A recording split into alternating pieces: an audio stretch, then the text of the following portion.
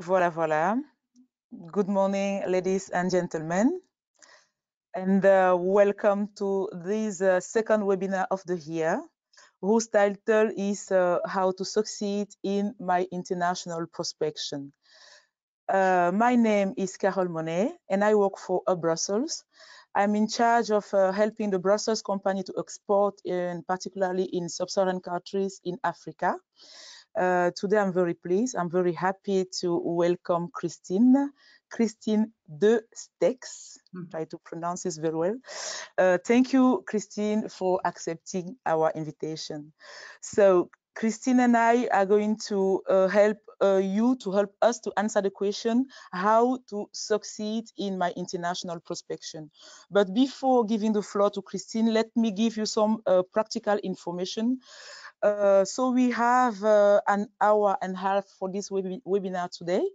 You can interrupt Christine at any time and ask your question via the question tab on this platform. It's very easy, so do not hesitate. And if at the end of the webinar you still have any questions, so please feel free to send an email to Christine. We will tell you, we will send you the email address of Christine. And at least you will receive all these slides, so the slide of all the presentation of Christine, you will receive it on Wednesday by email because you have registered, so we have your email address, and we will back you the presentation by email on Wednesday. So now I will give the floor to Christine, and I wish you a very good webinar. You have the floor, Christine. Okay, thank you, Carole. Thank you, Hub Brussels, to have invited me to give this webinar. I'm very honored and proud to give it to you. So, for the ones who don't know me, I'd like to introduce myself. So my name is Christine Destexhe, and I have more than 25 years of experience in negotiating international contracts. This is all my life. It's the international contract. And since 2002, I have my own consulting firm, and I have advised more than 500 enterprises in international contracts. So offers, strategy, negotiation, and contract drafting, because actually I'm a lawyer, but I also studied in ISHEC and Solvay.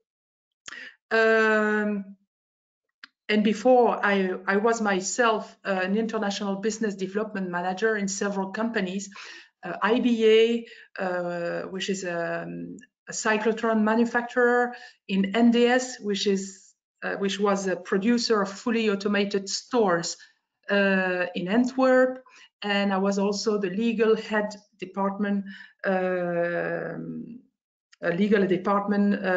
head at Carmeuse. What are we going to learn today?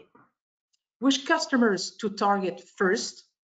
Actually, many companies have hundreds of potential targets, so don't go everywhere at once, but target the best customers first. How to make a prospect database, where to find info on these prospects, how to approach and attract customers, and how much does prospection cost?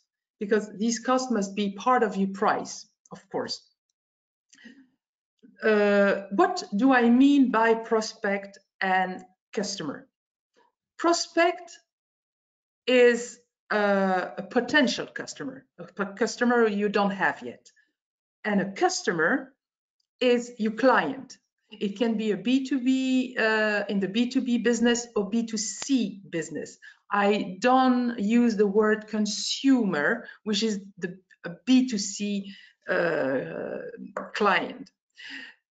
For an exporter, who are the prospect and customers? They could be the importers and foreign distributors. Actually, you don't know who will be the final customers. It can be also the local wholesalers and chains and retailers, depending on what you're selling. And it can be directly the final customers. When I worked in IBA, when we sold a cyclotron, of course, we had contact directly with the final customers because we need to have a very high expertise to sell our products to the customer. So impossible to work through distributors or importers. Actually, you can have all of them in once. For example, a chocolate producer could have importers in some countries, could work with local wholesalers in some other regions, and could have direct final customers also if they sell their chocolates online. So you can have all together. It means that the strategy will be totally different according to the type of customers you have. Well, here is just an introduction, but why exporting? To increase your turnover, enlarge your market, respond to your needs abroad, extend the life cycle of your products, prospect markets abroad where there is less competition, to be less dependent of your domestic market. This is a very important subject because dependence to very few prospects is dangerous. Therefore, if you can enlarge your customer base, it's much more safe for a company. To optimize your production equipment, and of course, as a consequence, to realize economy of scale. Errors, many errors. Errors I did myself, in my career, as well as my customers. I won't pass through all this, but one of the most common errors in terms of customer is we would like to target everyone in once. I mean, there are so many opportunities that we are afraid to lose an opportunity. So we go everywhere and we do the job halfway. It's much better. It's to focus on quality of your relationship with customers than to try to have as many customers as possible.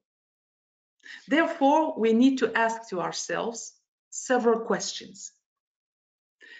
So focusing is better than dispersing, and spreading like an oil stain is more efficient. I mean, go step by step. Don't go to the other side of the world first, but try to prospect the near markets and go further and further. But it's not that case in all sectors. I have a customer that makes a very high upper level boats, private boats. I mean, he won't find any customers near to Brussels. He will go to Monaco. He will go in, I would say, very wealthy cities first to sell his boats. So it's not always that way, but in most of the sectors, spreading like an oil stain is more efficient. So let's go back to the question: which markets to target first? Well, it will depend of your market study. And there was another webinar related to the market study, so that's why I don't speak about that here. But it will depend on the importance of demand. So target 1, 2, 3 countries first. I would say even better 1, according to the demand and opportunities. I would say favor a niche market. A niche market is a part of a market where competition is the less important, so the less dense, and the less aggressive, and it will be easier for you to enter a market through a niche than trying to go where every other suppliers can be. It will depend also on barriers. There are some countries where there are more regulations, where adaptation of your products and services are more important, where the custom duties are very high. So these are not the countries you must target first. The purchasing power of your foreign customers, also business customers, and also your means, capacity, and strengths. That comes from the diagnosis. There was another webinar on that subject. But for example, there are some people who cannot speak any other language than French or Flemish or English. It means that not being able to speak with customers, they need to target, unfortunately, countries where the customers speak the same language than they do. That is a weakness, unfortunately, that has an impact on the choice of target. What customers in priority? As I said, you might have hundreds of possible customers. Quality is much better than quantity. So you need to prioritize your prospect based on different criteria. First of all, the chances of success. You need to analyze that. The revenue and profitability. Don't spend your time where you have no margin. I mean, go to the market where the margin is the highest. The financial situation and solvency of the customers. I mean, selling is good, be paid is better. So always think that payment is a key issue in your prospection. The geographic location, indeed, the proximity is always an advantage. Why? Because the customers like to have near suppliers. They have more trust in near suppliers. So you will have better chances to sell to near customers than to the other side of the world. And the propensity to create after-sales problems. I mean, you have some regions where everybody might complain, ask a very heavy and dense after-sales service. This is very costly for you. So it can be also a criteria. So all this seem to be very theoretical. So I'd like to give some example after. What is important is to make the ideal portrait of your targeted customers. Try to find the keywords saying it must be that type, on that market, doing that size, etc., etc. More specific is the portrait of your customers, better it will be, more easy it will be to find it. It's like the police. When you have the portrait of a criminal, it's easier to find him. Here are 3 examples I took by coincidence. My first example, the brewery manufacturing organic beers. Secondly, a manufacturer of drones being able to carry up 50 kilos packages. And my third example is a developer of customized service encrypting documents with high security level. So the brewery, the potential target customers. I thought about that. I said they could sell to supermarket chains and retail stores. They could sell to gourmet product retail stores, alcoholic beverage wholesalers, bars, restaurants, hotels, B&B, all the HoReCa sector, caterers, event organizers, sport clubs and business clubs, online. Can you imagine the brewer saying, okay, I'd like to sell my beers in France, just making the list of these potential customers? It means thousands and thousands of names. Too much. I mean, how a small brewery could target so many people.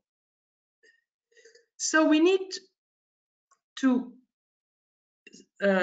focus on one region or one country first. How to choose that country? Well, where alcohol sales are allowed. It's not the case in Muslim countries. So, well, unless some exceptions, where Belgian beers are very popular. There are countries where Belgian beer is considered as the best, where the organic food demand is important and growing, where the purchase power is high, where beer sales is available and well organized for customers, and where transport means are adequate. I mean, bottles must not arrive totally broken. Considering that, we need to focus on a small base of customers. So it's not my expertise, organic beers, but that's my way of thinking. Organic alcohol beverage importers and distributors, organic retail stores chains in wealthy areas in the selected target countries. This is the ideal portrait, and you can see that it's much more narrow than the first the first list I made. Actually, you need to focus. Another example, the drones. What can be the potential target customers? Logistics and transport companies, enterprises needing to transport goods in diverse location, non-governmental organization. I was thinking about Doctors Without Borders, needing to carry some food or medicines in remote area, in dense forests, etc. Governmental organization, etc. Okay, what target country where transport trucks is not easy or feasible, for example, in remote areas, dense forest, blah, blah, blah, where customers are attracted by advanced transport means, where customers can afford the product price and are able to pay. So you can see that by analyzing all that, you might end up to specific customers you need to target first. In this case, I was not able to find it. It's too complicated, a specific domain, but okay, that's another. Third example, company developing customized software encrypted document with very high security level. I'm trying to find, different sectors in the B2C, B2B and services, potential customers. Well, enterprises needing high security because their documents are very confidential and sensitive. I was thinking about banks or financial institutions, personal medical file platform providers, governmental organization and institution. What target country where electronic security is of great importance, where customers are interested in advanced security services, when there are many hackers, for example, in the United States, they are targeted by hackers, where competition is not very dense yet. Customers can afford software development prices because it's quite costly. So at the end, you end up with quite a narrow customer basis, and you need to focus on these. You might think, okay, but where do I find prospect information? How can I make my prospect database? Here I made a long list, and actually I made 10 sources. I don't know who's making some noise, but someone is moving. So I made a list of 10 sources. You need to look at each of them. It's very time consuming. It takes a lot of time and you might not have the time to do it. So this work, this job could be done, for example, by students in the frame of their school work, I mean, at university or higher school. It can be made by interns at Brussels, Bruxelles Formation or other institution studying international trade, etc. They need to make an internship. So you can ask them to make that database. There are many databases such as Compass. You can have an access to Compass on computer, on your computer, on internet, but it's not the full list. I mean, the Compass must be paid. There's a fee, a yearly fee. So you can ask to Hub Brussels, AWEX, or FIT. FIT is Flanders Investment and Trade, to have free access to the full database. So you can ask them. You can look in other databases such as Europages. It's like Yellow Pages, but with more information and focusing on B2B business. Ask to all the economic and commercial attaché and advisor in the specific city or area or country you are targeting. It's very important to have a very clear idea of what you are looking for, what are the customers, the specific portrait you are looking for, more specific you are in your demand to the attaché or advisors, better will be the information they will send you. So be very clear, use the right key words needed to make their search, and you will have the right and appropriate information. For your information, I wrote the website page where you can find the list of these attachés according to the fact that you are Brussels exporters, Walloon or Flemish exporters. There's also the Enterprise Europe network.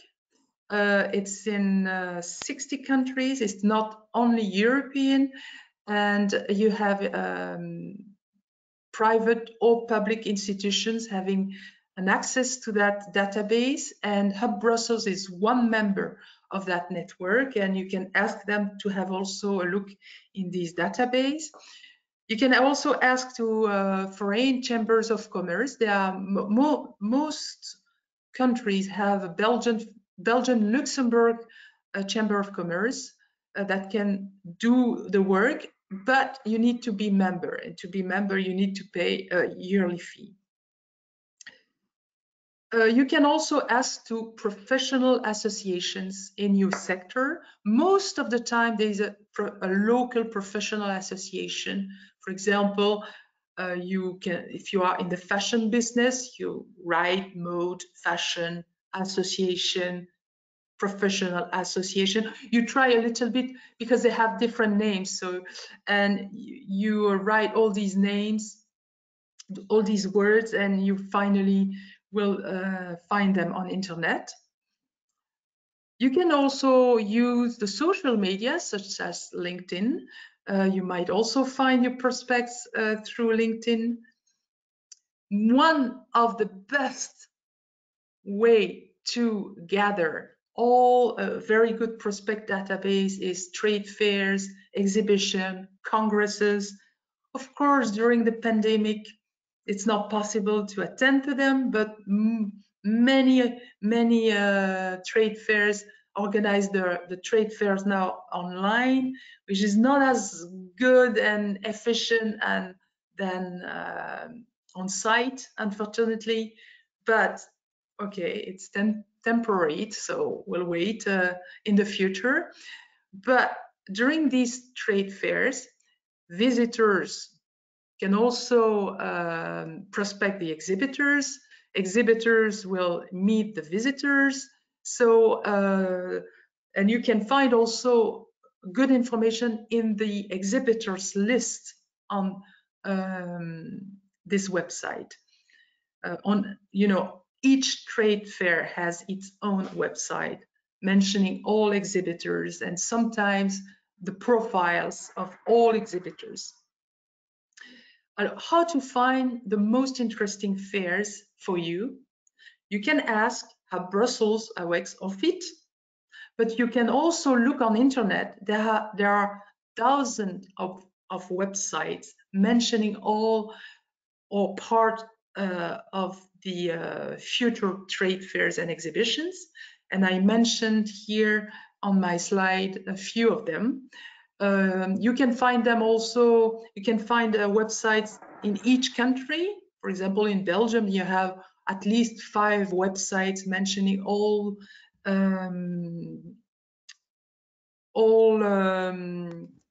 trade fair existing in Belgium. Carol, you would like to? Yes, Christine, we have some question, but I think the question according to slide, the way we will send the slide for the companies will be answered by my colleague Thomas directly. But we have a question. I think it might be interesting for me to read it for you. So the Yes, question I is, don't see it. so you talk about the target, the target, the ideal target, and someone wants to know, for example, if the ideal target for a CBD wholesaler will be CBD shop or libraries. I don't know if you can quickly answer for this question. I'm trying to understand the question. I'm sorry, I Let don't me read it understand. again for you. So the question is, for example, so it's written exactly like And that. The CBD, ideal target for a CBD wholesaler will be CBD shops and libraries, is the question. and what does mean CBD? I really don't know. I don't know if the person who asked the question can complete it. Maybe it might be interesting for us to have more information. I don't know. I think I can have the name of the ones who write the question. But if not, you can just continue. And if we have more information about that question, I will stop you and just ask you Okay, to answer. I will Thank be you. pleased to answer. I'm sorry, but Yes, just of to make sure course. that I understand the words well. Okay.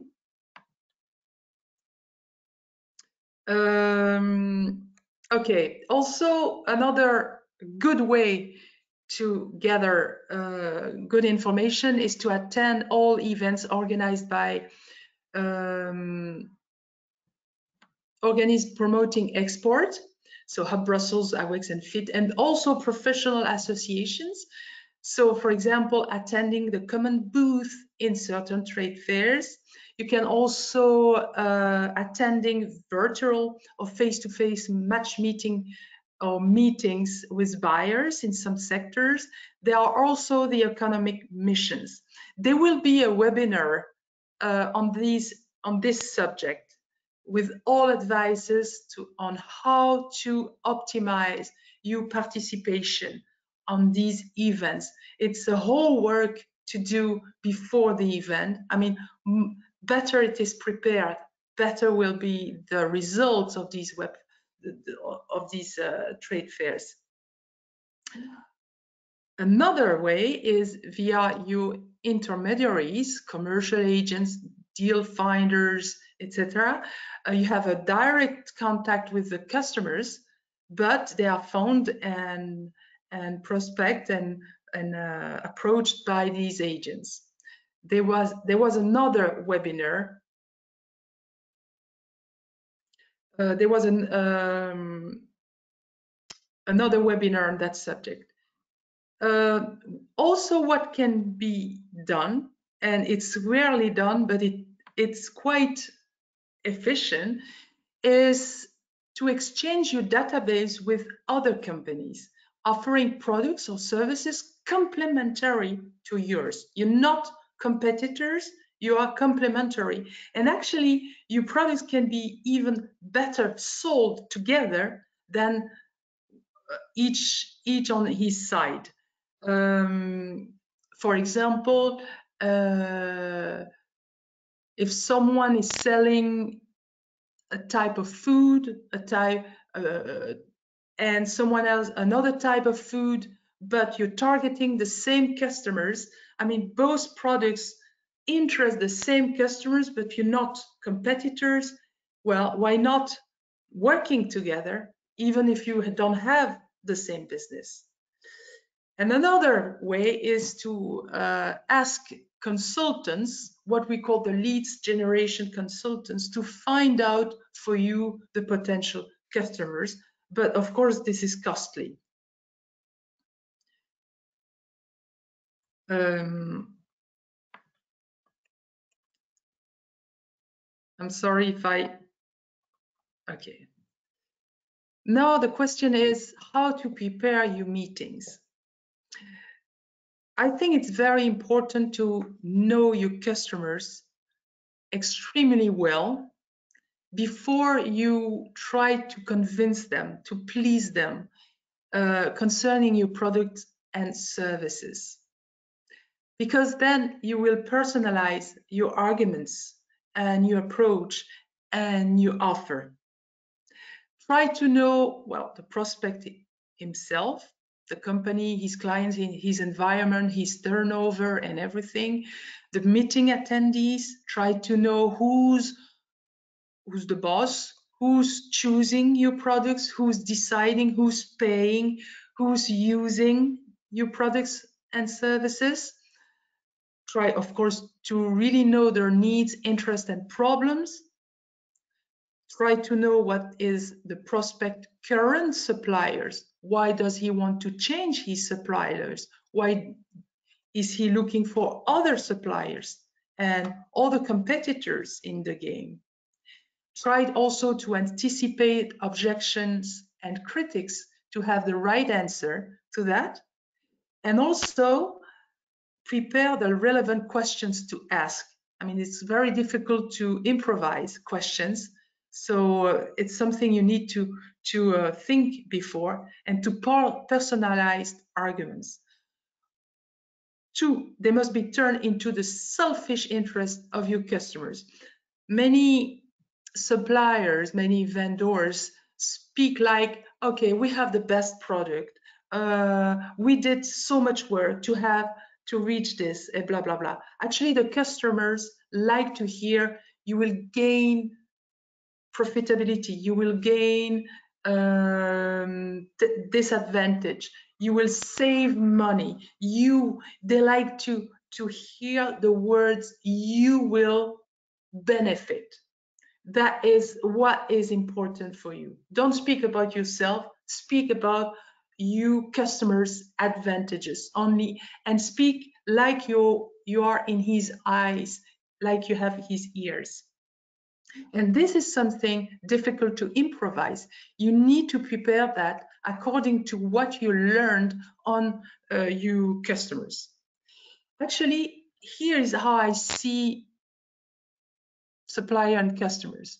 It means that above the level C, the C level, I'm sorry, you have your offer and you explain your constraints. We are not able to supply our goods before 1 month.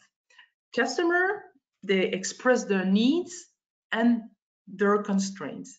But below the C level, we have maybe totally contradictory objectives, contradictory stakes and interests, unconfessed constraints, future perspectives. Maybe the customer has in his idea that he would like to make a partnership with you or a joint venture in the future. You may not know it, but all these unseen interests can influence, can have a major impact on his decision. And that's why it's important to take time to try to find out these unexpressed, unseen interests and stakes before you make an offer, before you give your arguments. So you will say, hey, easy to say, but not easy to do. So how could I do to find out these unexpressed stakes and interests? And here are some ideas. And I'm sorry if there are so many words on my slides.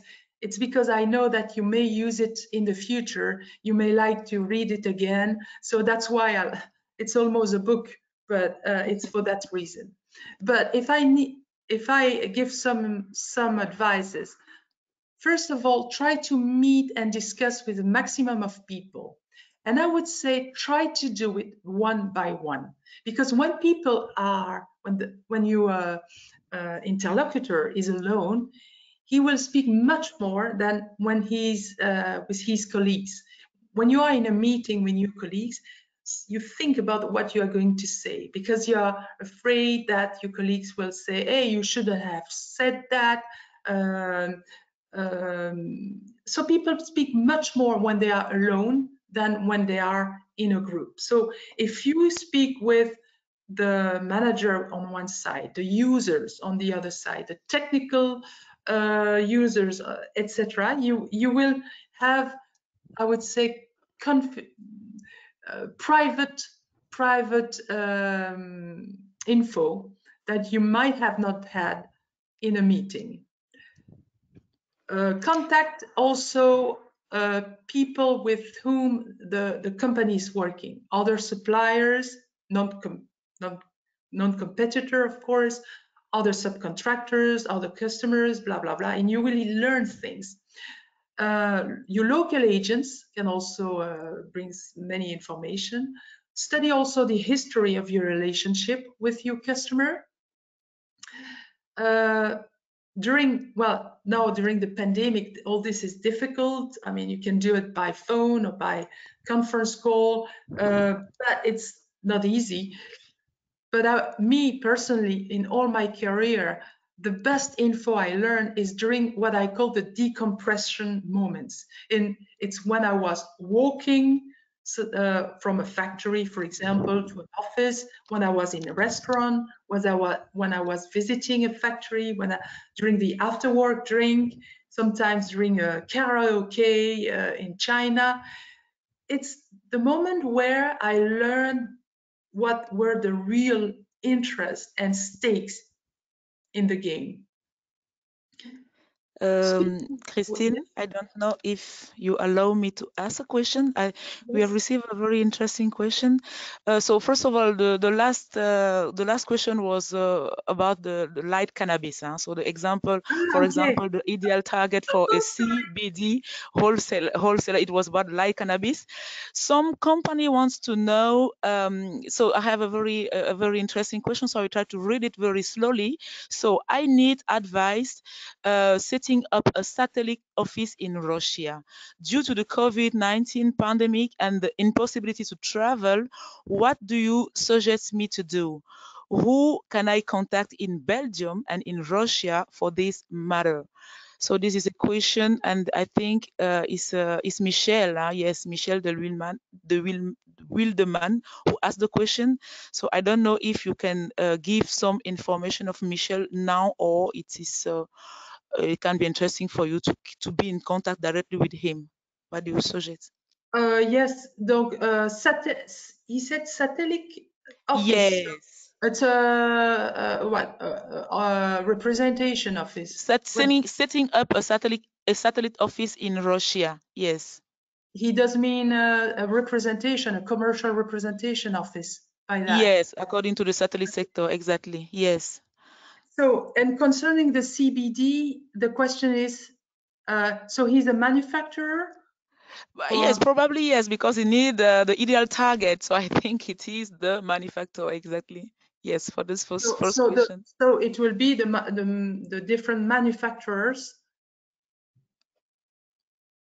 Well, what I could say is we can speak together, maybe because the question is much precise and they might not interest the other attendees. So if I may, I can call them straight after. Yes, we can give you all the information Because to contact me. I'm sorry for the CBD. It was just out of my mind because I made a contract for that in that For me system. too. So I'm sorry. Okay, if it's okay for these attendees that I call them straight after, it's with pleasure. Okay. Okay.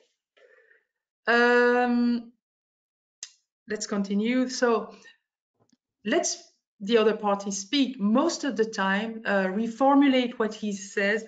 It's much better. Even if you are a seller, the information you got from your prospect is much important. And for example, that is my personality. I take maybe 2/3 of my time trying to understand very well my customer, to have the right arguments, the right offer, and also to know exactly where I need to negotiate the contract, because I know he's very sensitive to these specific issues. That's why it's much easy to close a deal than not knowing your interlocutor. So, but many of my customers complain, saying, "Hey, go straight to the negotiation. Why do you lose so much time to know the counterpart?" But I think it's very important. Analyze also competition and the other parties' alternatives. When you know what he's looking for and who are the other suppliers in the game, it gives you a lot of information. And you can also find many things on internet, on the annual reports, on the balance sheet you can find on internet, etc. Okay, now how to contact your prospects concretely? Well, it will vary according to your industry. It can be completely different from an industry to another. So it depends on the habits and constraint. It depends also of the positioning of your product. Positioning means what sector do you target? What image do you want to give? What level is your product and services? Is it upper class or cheap or not? So it's a whole concept. It depends also on the amount, on the numbers of prospects selected. I mean, it's much different when you have 10 potential customers than when you have 100 of them. And your time and budget, of course. So some tips, and I would say, and that's quite astonishing, but what I'm going to say here concern as well products with direct contacts with customers than online sales. First of all, try to personalize your contact. Contact the right person. Name him by his name. You will say, well, but I might know it. But if it takes 12 phone calls to know exactly who's the right person, then you need to call 12 people. But persevere. I mean, it's really a question of perseverance. Have arguments adapted to the company. Speak in selfish interest only. Try to speak in his language, if possible, or in English, and adapt your behavior to his culture. It's quite important. There will be next week a webinar on the impact of culture on negotiation. Human contacts remain very important. And even when you buy online, you have, for years already, but you have often a picture appearing on your screen saying, "Hi, my name is Mike, and if you have any questions, please write it on the chat." So even online stores try to have kind of human contacts through the stores. So phone calls, online meetings, face-to-face meetings is much more efficient than impersonal emails. And I see among my customers many companies sending hundreds of emails trying to convince customers, but it won't never work. It's better to call 20 potential customers than sending 1,000 emails. Keep it short. When you call someone, go straight to the point and prepare your personal presentation pitch. I mean, try to convince your interlocutor in just a few minutes. For example, saying, okay, our business, we are doing this. Your advantages is 1, 2, 3. So speak straight. So focus only on your customers' selfish interest. I said it. I'm going to solve your specific problem, increase efficiency. You will win time. You will improve your production. You will increase your turnover and margins. Speak always in his interest. Be prepared to answer any questions and deal with objections. So you need to go in your customer's shoes to think, yeah, he might say that what I am going to answer. And keep in mind that the end goal of your phone call or meeting is to have another appointment or a specific request or specific info or an order. You close you deal. That's the most important. Christine, Yes. I have to stop you again because we have some interesting question. Yes. Okay. One company would like to please to ask you if you can explain how to optimize the using of a social media such as LinkedIn. Well, I'd like to explain. I would say that when I found who are my customers, my personal way, but I'm not a specialist in that, is I'm trying to look to see who's the people connecting to that company, and I call them and I said, do you know that person well? Who is it? Do you know blah blah? And I gather as much information, and when I call the specific person, I will mention my contacts because it's a way to personalize it. But I'm not a specialist, and I think it could be, I said that to Hub Brussels, it could be a good webinar to be given by a specialist. Okay, thank you. Another So question. I asked the question very quickly because it's just the moment you are talking yes, about of course. exactly what they want to have as information. So one company would like to so the question is, what is the best way to target for an online business e-commerce in B2C? Well, I have a specific slide on that later, but I Ah, would okay. say I would say that the information I will give won't be very large, because once again, that I would say that if I would have had an online shop, I will ask also a specialist in that specific area. But I have a slide on that, so just wait a few minutes and I'll come to that. Yes, I think I will give you more, so you can continue, and I will stop you maybe in 5 minutes to for the other question, because we have very they are very we have I think we have 5 or 6 questions waiting for the moment, so I will try to ask you the question um, during the presentation. Okay, or if it's up to you, it's you consider it's the right appropriate moment to ask, it's okay, or we Thank you, wait. Christine. Okay. Okay. The follow-up, you should not passively wait for a response from your customers. You must actively push the prospect to make up his mind, and don't give your competition the chance to sell in your place. Carol, we hear your voice. Thank you. Let me give you an example concerning myself. In the beginning of my business, I needed to have a professional insurance.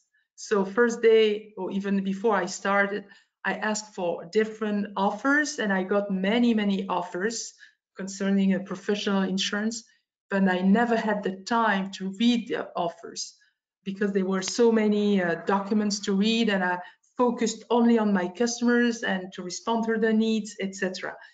And for months, even years, I mean, I shouldn't say that, but I didn't have any professional insurance just because I didn't have the time to look at it, to look at the offers. But I hardly need an insurance. None of these insurers have called me. They sent me an offer and then there were no follow-up. And I thought, this is just a pity, because if one of them would have taken the initiative to call me maybe 2 days after I have had his offer and said, listen, madam, you must be insured. I mean, you may cause damage, a prejudice to someone, and it might cost you it might cost you 100,000 euros, and you're not insured. I mean, you may not work anymore without insurance. I mean, this is such an importance. But for years, I didn't have an insurance because I didn't have the time. So as you see that if one of them would have done this, I would have signed his contract. So don't wait, but always be there to push the prospect.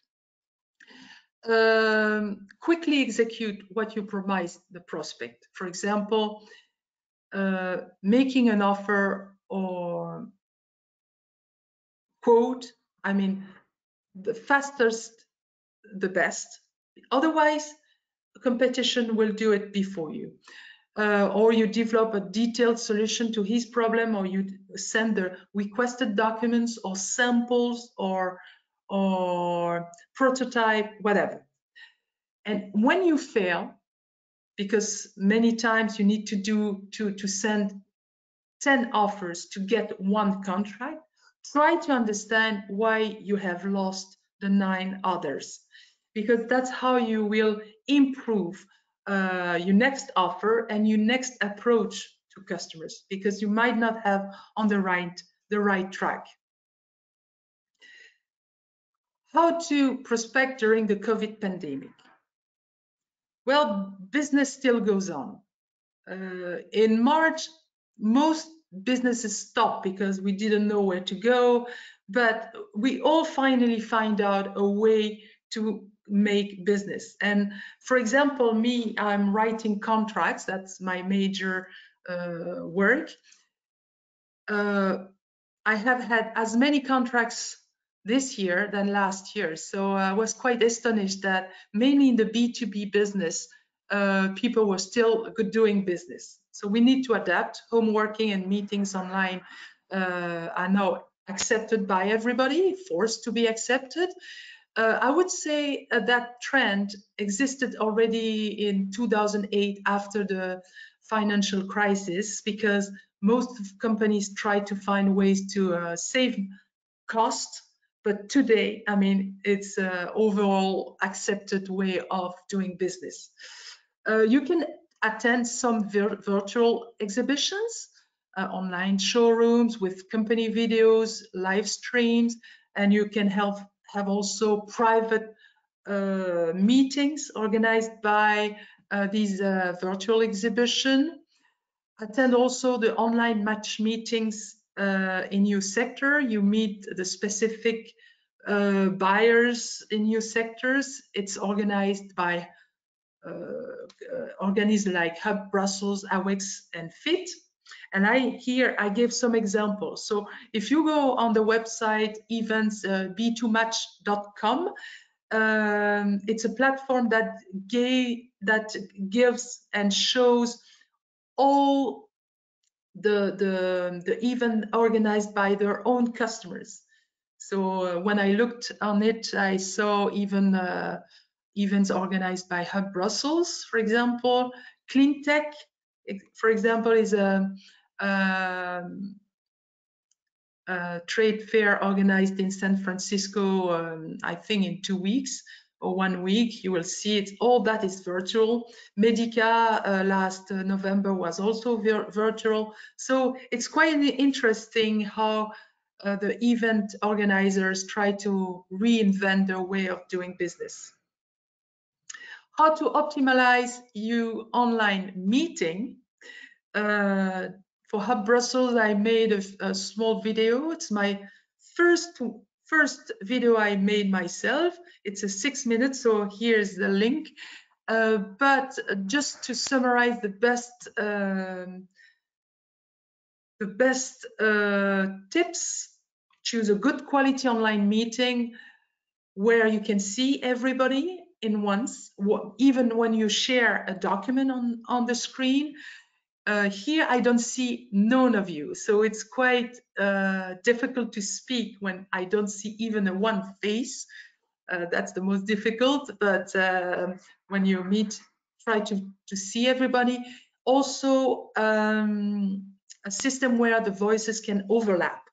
In some systems, when someone speaks, the sound stops, is muted for the others, so you can not hear everyone. It works very well in Northern America. It works very well in Europe, but not as well in Asia, in Middle East, or in Africa, but depend on the people. It must be short, maximum 1 hour. Don't organize like 4 hours meeting. It won't work. Also try to be just a few speakers. I said 4 speakers at the maximum. If you are 20, it's impossible to interact. In order to be efficient, exchange in advance information, what you can do is also move in your company and show your company with your laptop in your arms and just show your factory, your teams, your prototypes, etc. And of course, you can sign contract through a secure platform which encrypt all documents. So, and I would say an electronic signature has the same value as a manual hand signature. How to prospect online buyers. So here's my slide for the question that was asked just a few minutes ago. Well, the goal is the same. Try to reach you consumers and encourage them to make impulse or reason purchases on your online shop. Actually, this is most often paid service.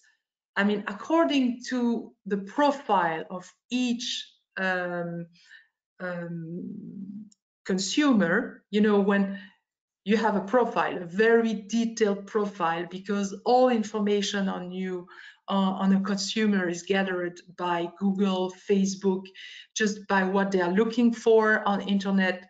All that is analyzed, and actually, you can pay these social media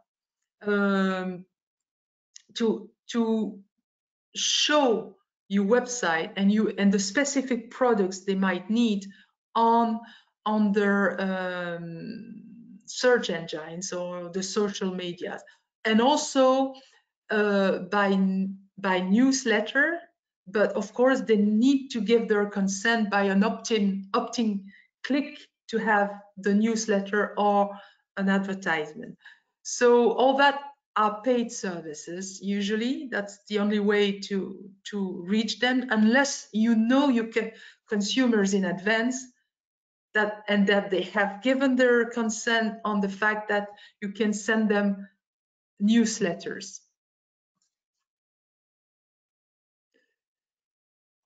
How much does it cost? Prospection.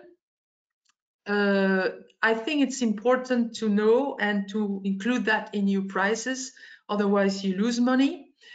It's quite time consuming.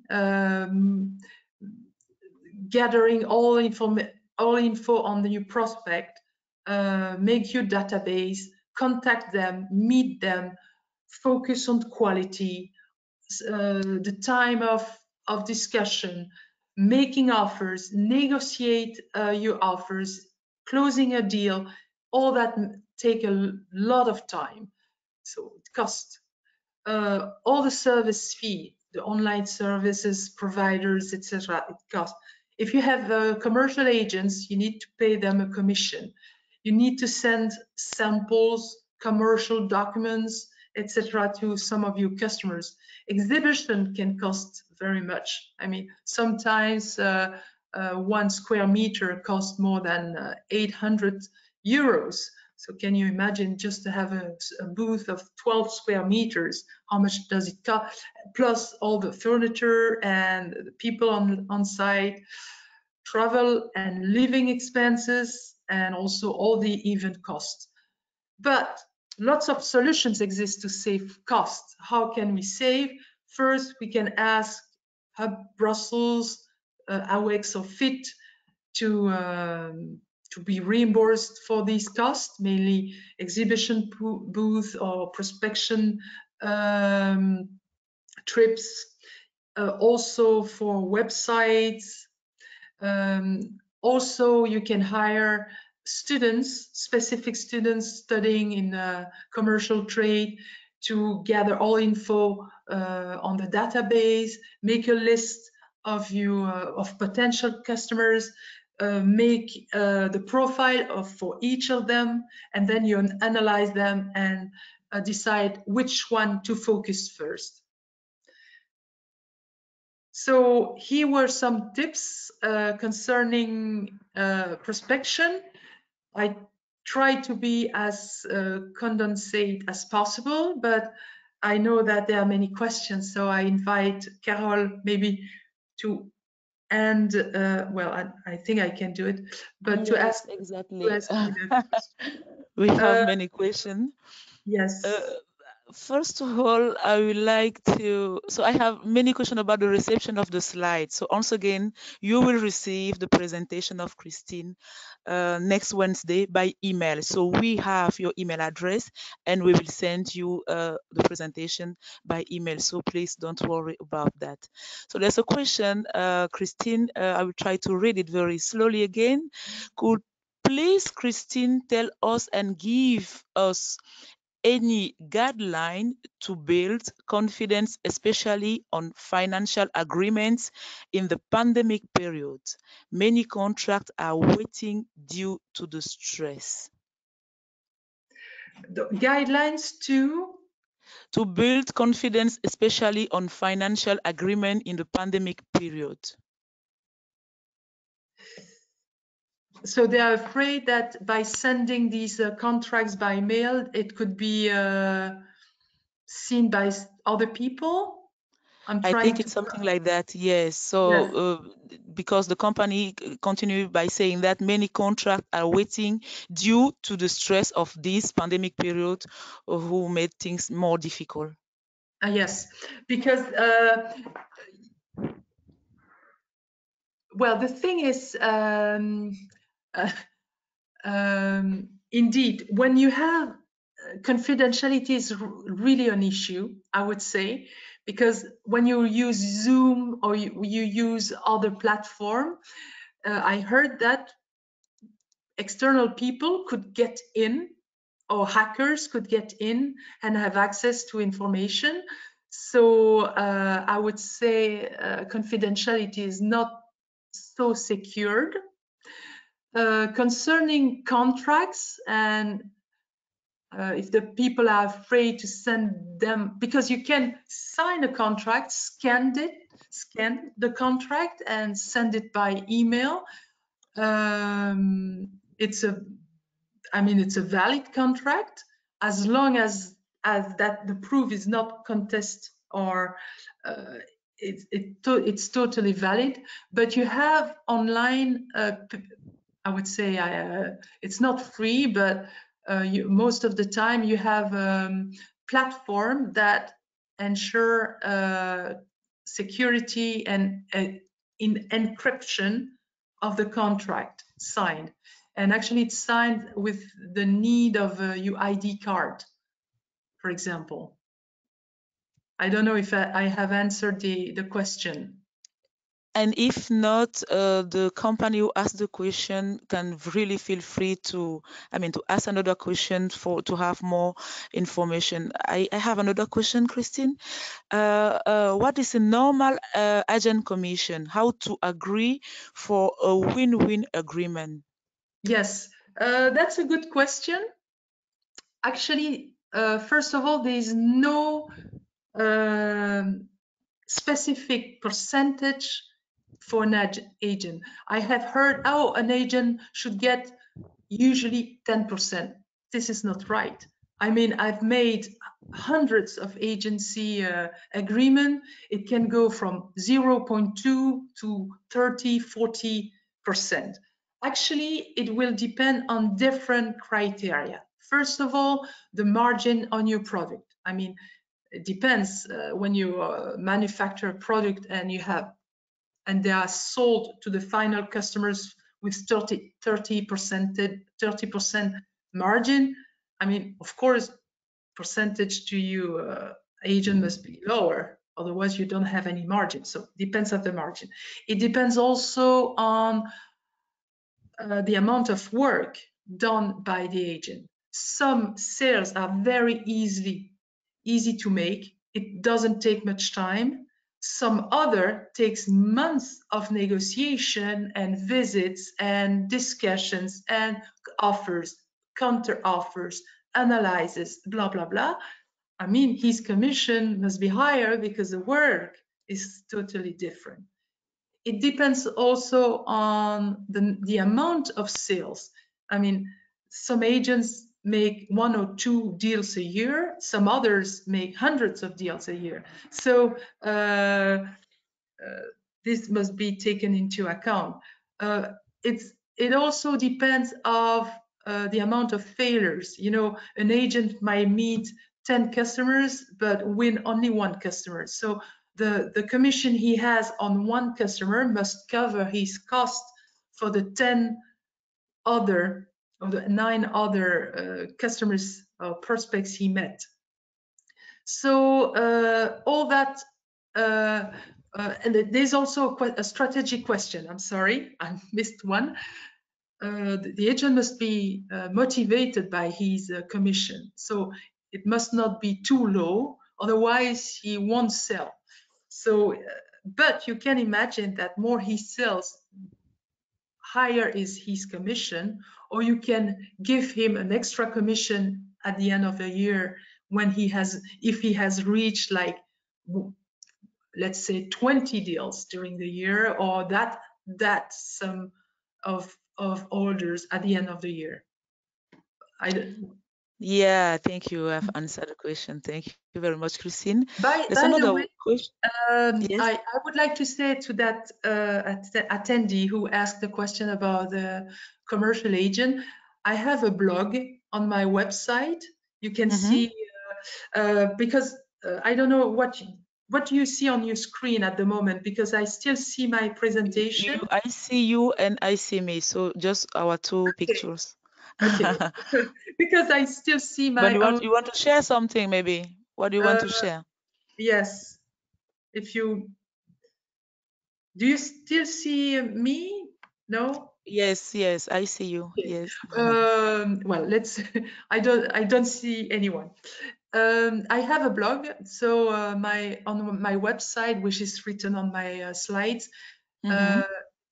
It's in English, it's in Dutch and Mm-hmm. French, so everybody will be pleased. But my blog is in French only. I'm sorry, but there are many articles about commercial agent, and one of the article is how to set a commission.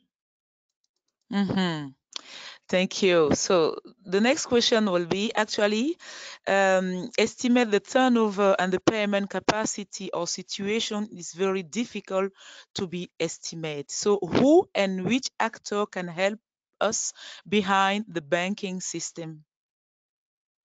So it means what the question is, what will be the turnover generated in that country, in that targeted country? Yes, it was. Yeah. You speak about that theme in a part of your presentation, but we didn't have time to follow and to ask the question at that moment. So I'm very Mhm. sorry about that. But Um, so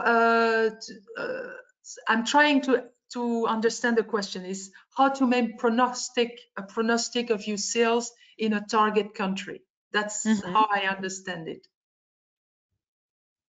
So how do you make your market research and try to guess what you are going to earn in that country? Mhm. If it's the good question, okay, I answer. Well, it's quite difficult indeed, and I think it's for a small business doing a market research. It's quite difficult because a small business doesn't have the time, the means, the energy, the knowledge to make a good market research. The best way to do it is to try to find out 5 potential customers in the market and try to ask him some specific questions saying, is my product attractive? How should I adapt it to be attractive? Is the price attractive? By what channel should I sell it? How can I reach you? And if this product or service would be on your market and available for you, what would be the amount you would buy? For example, let's take the organic beer business I mentioned. We could ask that to several importers and local, I would say, organic food wholesalers and organic food chain retail stores. We could like take 5 of them and ask. And according to some people said, okay, in Belgium, I took 3 years to develop my products. There are 11 million people. In France, there are 70 million people. It means that, but there are more competitors. And by making, by computing and taking that in account, we could say, well, there is a potential of so much first year, so much second year, and so much third year. You see, you try to cross all these data and to find out that information. I don't know if I answer the question. I think yes. Yes. Thank you. We can continue with the question if it is okay for you, Christine. Yes. Yes. Okay, so I have another question. So I think all your target was small companies, of course, but also big companies. So now the question is about the small one, the small company. How Yes. can we make a market research when we are a small company without much financial means and human resources? Right. Well, as I said, try to find out just a few potential customers and call them. Try to or try to meet them during a trade fair or call them and ask specific questions. People, you might say, well, they might not want to lose time, so prepare the best questions first. And if they are very talkative, they like to speak and they have the time to do it, you go further. But start by the best question, and then you gather all that, and you may have good information. Another way is when you have a booth during a trade fair. Okay, you meet visitors who are potential customers, but you can also make a market research during a booth.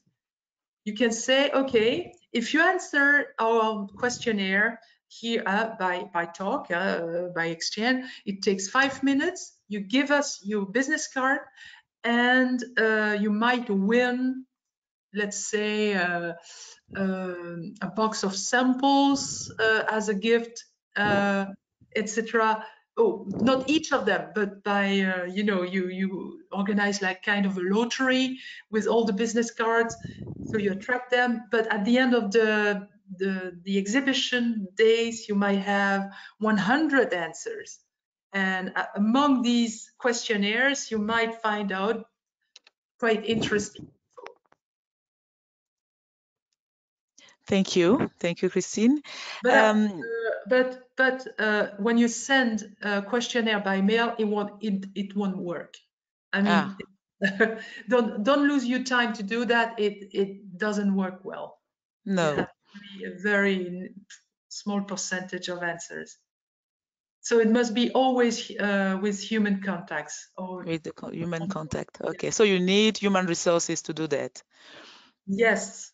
Or you take So you students. need, I mean, to have financial, you need to have a kind of financial potential to be able to have a very nice market research. Yes, but as I said, I teach to young people having had a degree with Brussels, Bruxelles Formation, or Sephora, or Explore in AWEX, etc. And all these interns and students can do a very good job, and it doesn't cost much.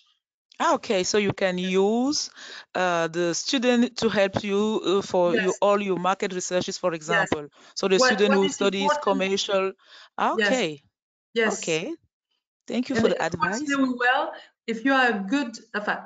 If you know exactly how to do it, what is your objective? Students that are very well coached can do a very good job. Thank you.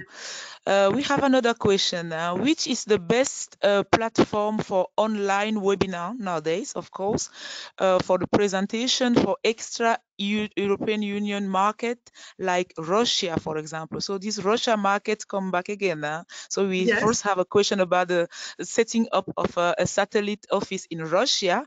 I don't know if it is the same company who asked the question, but Yes. we have According to another question according to the Russia market now. So which one is the best platform for the online webinar according to you, Christine? I cannot answer to that. I'm sorry. Actually, that person should ask to the attaché in Moscow, who might know the answer very well. Okay. I don't know where that company is settled in Brussels or Wallonia or Flanders, but according to where he's settled, he should contact the right attaché. That attaché will know much better than I do. Okay. And I don't know if we have time now to have more information about the question of Michel de Wildeman, who wanted to set up a satellite office in Russia due Yes. to the COVID pandemic and the impossibility of traveling for the moment. What is your suggestion? How can we help Michel to have more information about the setting up of an office in Russia? Mm-hmm. Well, actually, if he needs an office, most probably to have a local person speaking Russian and having a good knowledge of his own market and being able to speak. But even in Moscow, he will be behind his desk because of the COVID. Because of the pandemic, yes. Actually, to set up a representation office, I guess a satellite office is what he called a representative. It could be under different forms. I don't know what he's selling, so that's why I'm a little bit confused in the way I'm answering. But he could hire someone and create an office on site, which has a personality or not. It could be a subsidiary or it could be a branch office, which is different. But I don't know the Russian law to know how to do this. But you can also imagine to work through an importer and selling his brand. So the importer could also be seen as a local office, but working on his own name, but selling his brand. He could take a commercial agent who's also the contact person on site. So a satellite office could have several forms, and the choice of that status or form of satellite office will depend of his product, of what he's providing, the needs of the customers, the Russian law, which I don't know personally. Voilà, the question is more complex than what it seems first. And I think the local, the attaché in Moscow would be able to answer to that question. Yes, and we also have many different answer about the question of the platform, yes, the platform in for the Russian market. So Cullen, which is one company that we know is in Brussels, advise the ones who ask the question to use the Yes. ON24. I think it's a kind of it's a platform. They use it for their webinar. So for the Russian market, and they are very, very happy. So they fully recommend it for the other ones who want to have more So information it's about the Russian market. C'est O25. Yes, yes, but I note all the question, Christine. I will send it to you because I think Yes. it might be Okay. interesting for you to have exactly the question and to see how they ask the question. Okay. I am trying to see if we have received another question, but I think it's okay, Thomas. I think it's okay. I still have one other question. The last one that I have for you, Christine, if you agree, is this one. So it's trust and confidence between party so important to make a deal. Yes. To That's trust why. and to have a confidence between the two parties. Yes. It's so important to win a deal, to have a deal. Yes. This is something I noticed in many companies. Many companies go straight to the negotiation and don't pay attention to building trust. And building trust is very, very important. I mean, if there is no trust, there is no business. So that's why the first meetings you have with companies while you're prospecting should aim to build trust in new company, in new products, in new people, and it's only when you have when a customer fully trusts his supplier, and that is the only way to do business. So this is something you must pay attention to it. Okay. Right. Thank you very much. I think we have respect the time because it is 2:30. Merci beaucoup à tout le monde d'avoir participé. Je me rends compte qu'il y a pas mal de questions en fait qui vont probablement susciter de la part de Christine un approfondissement en tout cas. Peut-être aussi la manière d'avoir formulé la question va permettre à Christine de vous donner un peu plus de détails sur les réponses. Donc voilà, vous allez donc recevoir, comme je l'ai dit, parce qu'il y a pas mal de questions qui ont tourné autour de ça, la présentation de Christine mercredi prochain. Et à l'intérieur de la présentation, il y a les coordonnées complètes de Christine et aussi les coordonnées de mes collègues et de moi-même chez Hub Brussels. Donc, n'hésitez pas à nous contacter pour nous poser toutes les questions que vous souhaitez et également à Christine qui est à votre disposition. Le temps imparti, évidemment, n'est pas assez long que pour pouvoir approfondir les thèmes. Hein. Christine l'a dit, quasi chacun des thématiques qui ont été abordées nécessite un webinaire à lui tout seul. Mais ici, évidemment, on ne peut pas le faire, donc on est obligé de partir un peu par rapport à tout ça. So thank you. Thank you very much for all the participants on this webinar. Thank you, Christine, for your excellent presentation. I thank also all my colleagues who manage the technical aspect behind me, just behind me. And I thank all of you. So the next webinar will be next week, exactly the same hour and the same place. So thank you very much and goodbye, everyone. Goodbye. Thank you very much. Thank you.